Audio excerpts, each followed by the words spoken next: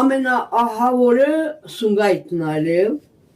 Սումգայիթի ջարդերից սաղ ժողովուրդը աղոդողի մեջ շատ եկեղեցում են մնացել, եկեղեցում գետաշենը, որ հսկայական գետաշենը, առնախում գետաշենցիկ, այդ թուրքերի մեջով, օմունների մեջով, մեքենաները սաղ բարձածանասուն, ուտելիք, բան, բերել են Կիրովաբադ քաղաքի, ժողովուրդին եկեղեցում հաց են սարքել, ուտեցրել, մինչև տեսնանք ինչ է կատարվում։ Ահա որ, պատուհաններից երեխեք էին բռնում, շպրտում Կիրովաբադում։ Հա, Կիրովաբադ, ինչ, դրանք գիտեին, որ ասենք,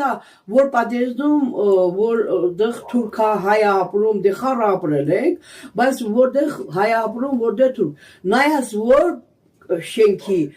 բնակիչները ինչքան են կապված իրար հետ, օրինակ ասենք, իմ